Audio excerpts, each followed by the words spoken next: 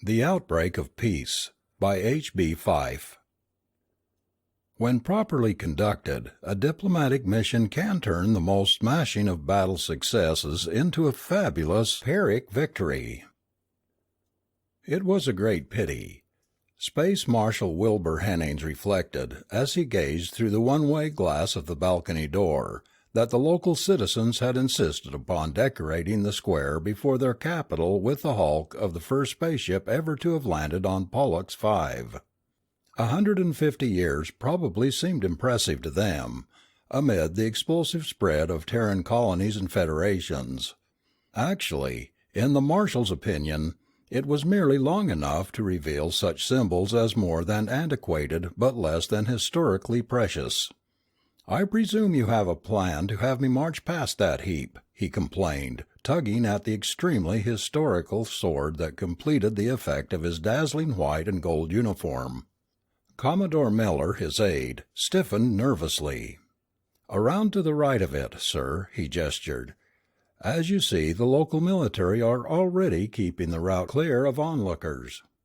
We thought it would be most impressive if your party were to descend the outer stairway from the palace balcony here, to heighten the importance of, to draw out the pomp and circumstance of opening the conference? Well, sir, and then across the square to the conference hall of the Capitol, outside which you will pause for a few gracious words to the crowd. And that will probably be my last opportunity to enjoy the morning sunlight. Oh well, it seems much too bright here in any case." The Commodore absently reached out to adjust a fold in his chief's sky-blue sash, and the Marshal as absently parried the gesture. "I shall be hardly less than half an hour crossing the square," he predicted sourly. "With the cheering throngs they have undoubtedly arranged, and the sunlight reflecting from all that imitation marble, it will be no place to collect one's thoughts." He turned back to the huge chamber constituting the office of the suite supplied him by his Polluxian hosts. The skeleton staff of men and women remaining occupied chairs and benches along only one wall, since the bulk of the delegation had been sent out to make themselves popular with the local populace. Hennings presumed the bulk of the local populace to be consisted of Polluxians, assigned to making themselves popular with his Ursan Federation delegation. His people would be listening politely to myriad reasons why the Polluxians had a natural right to occupy all the star systems from here to Castor, a dozen light years farther from Terra. No one would mention the true motive, their illogical choice in naming themselves the Twin Empire. "Well now," he said crisply, "once more over the main points of the situation. No, Commodore, not the schedule of experts that will accompany me to the table. I rely upon you to have perfected that. But have there been any unforeseen developments in the actual fighting?" A cluster of aides, mostly in uniform but including a few in discreetly elegant civilian attire, moved forward. Each one was somehow followed within arm's reach by an aide of his own, so that the advance presented overtones of a small sortie. Hennings first nodded to the first, a youngish man whose air suggested technical competence more than the assurance of great authority. The officer placed his briefcase upon the glistening surface of a large table and touched a switch on the flap. "It's as well to be sure, sir," the Commodore approved. "Our men have been unable to detect any devices, but the walls may have ears." "They won't scan through this scrambler, sir," asserted the young officer.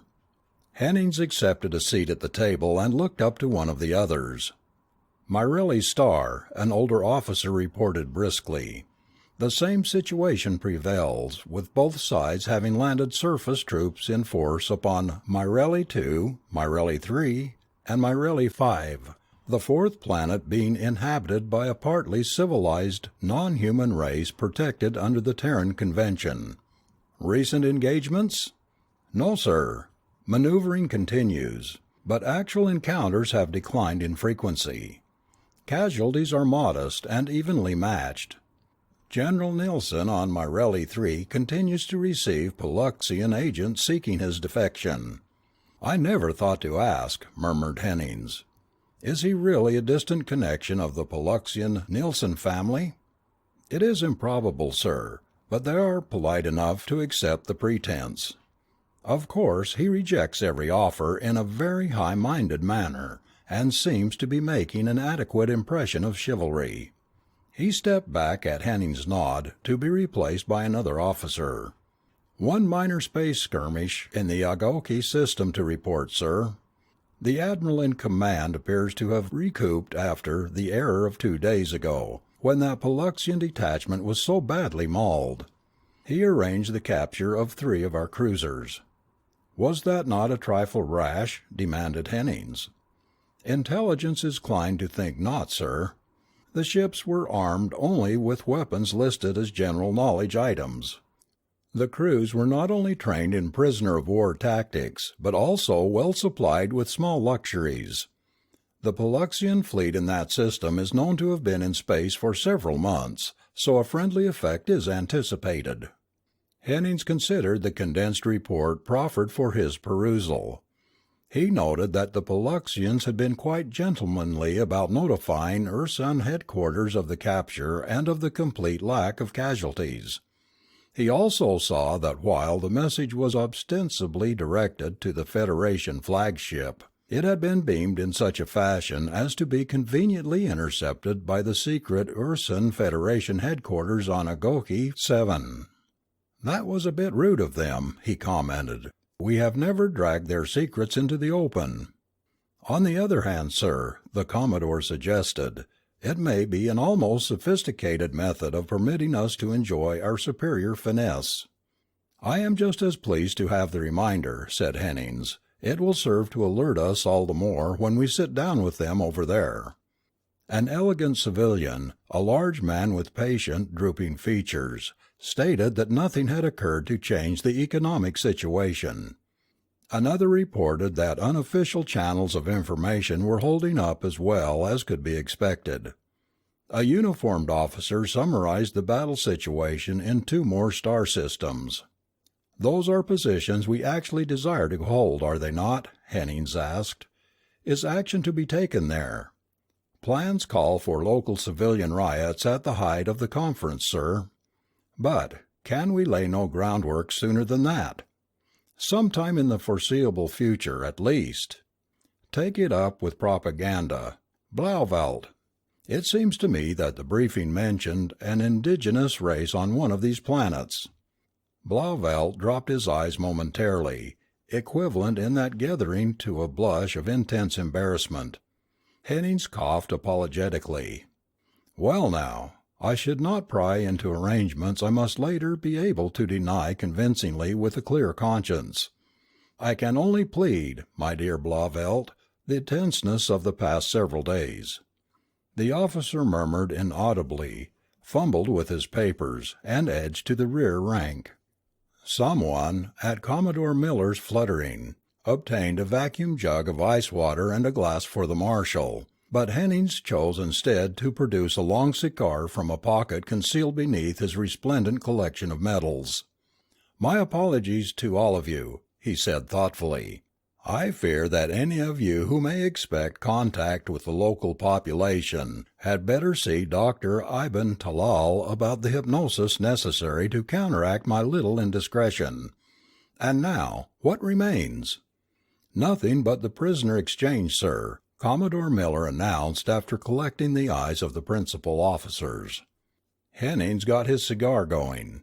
He listened to confirmation of a previous report that massive exchange of sick and wounded prisoners had been accomplished, and learned that the Ursuns now suspected that they had accepted unknowingly about as many secret agents as they had sent the Polluxians.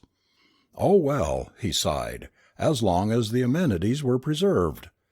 We must be as friendly as possible about that sort of thing, or run the risk of antagonizing them."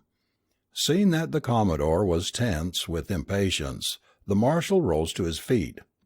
An aide deftly received the cigar for disposal, and the party drifted expectantly toward the balcony doors. From among that part of the staff which would remain to man headquarters, an officer was dispatched to alert the Polluxian honor guard. One more touch before the die is cast, thought the marshal, as two young officers opened the balcony doors to admit the blare of trumpets. Cheers rolled successively across the square, rising like distant waves from somewhere beneath the gigantic banner that draped the Capitol opposite with fiery letters spelling out Peace Conference.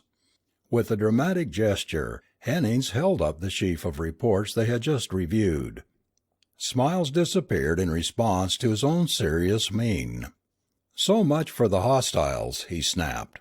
He tossed the reports to the officer who would remain in charge. "Now for the actual war."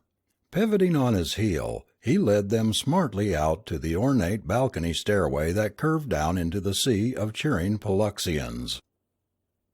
End of section 12.